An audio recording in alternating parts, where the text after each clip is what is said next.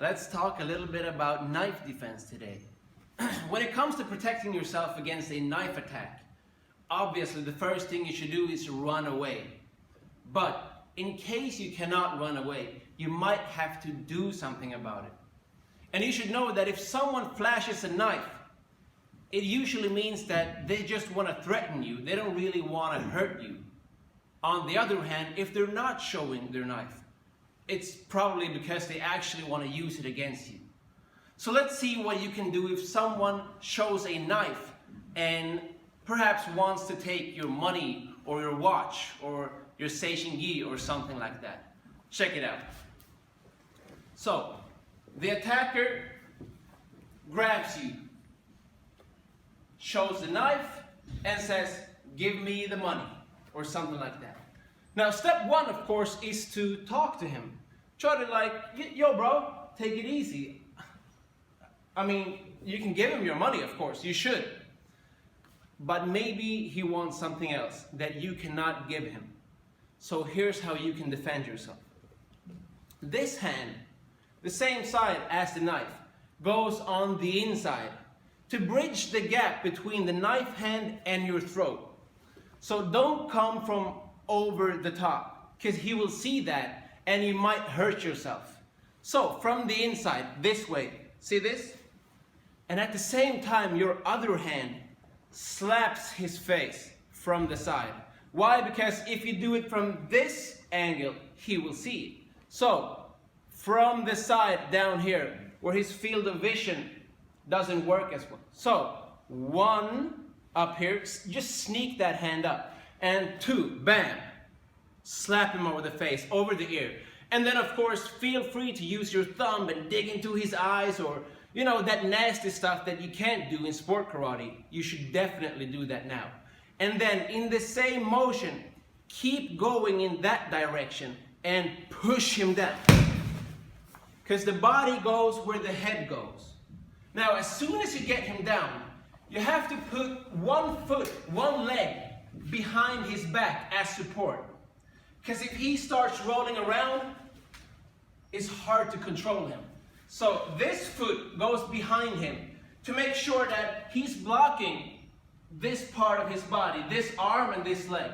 And then my other leg pins him down using my knee against his throat. Of course, in reality, I would just smash my knee into his neck. And then the most basic way to get the knife from out of his grip is to just put his elbow towards your hip and then twist this way.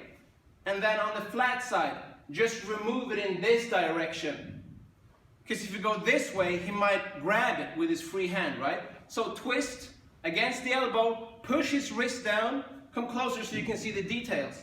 And everything needs to be tight, okay? And then this direction, take the knife away. Okay, so that's one basic way. Let's do another attack. He's behind me instead. Now the first thing I need to do here is to sneak this hand up. Why? Because he can't see this hand. He can see this hand, but not this, because my body is in front, especially if his face is on this side, right? So I sneak this hand up here, not this way. Elbow needs to be kept up, shoulder needs to be kept down, so he can't really feel that I'm trying to do something. Okay, of course, give him your money, give him your watch, but if that's not enough, try this. One hand goes up, my other hand, hello, bam, smash him in the nuts. And then, just keep control of this arm while you duck under, bam, elbow strike in the face. And then put your whole weight on his elbow. Carefully when you're training. And then just go down. Now I'm using my weight to pin him down. And the rest is pretty easy. Just twist his hand and get the knife out.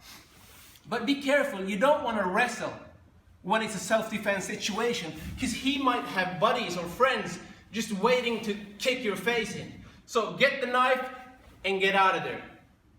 And I know that some of you might think, hey, that's not karate. that looks like Aikido or Jiu-Jitsu or Krav Maga or some other kind of more practically oriented self-defense art. But check it out. If I just do on my own these moves, look, one, pull the arm away, and bam, strike the groin. Can you see the positioning of my arms? Perhaps I'm like this, or like this. Depending on your style, you might recognize this from a kata. Or let's say I have an open hand and I go like this and this. Hey, that looks like another kata. Or maybe I go under and bam, like this. Wow, that looks like yet another kata. Of course, karate was made for self-defense. That's why the old school katas exist. They were created for this purpose. However, today many people don't really know this. They think it's just some abstract moves or blocks against kicks or whatever. But in 9 times out of 10, these types of situations, realistic self-defense scenarios, is what kata or bunkai, the applications, were actually made for. So please try these 2 moves, be careful, and then think, are there any other kata moves I can use against the knife? Good luck.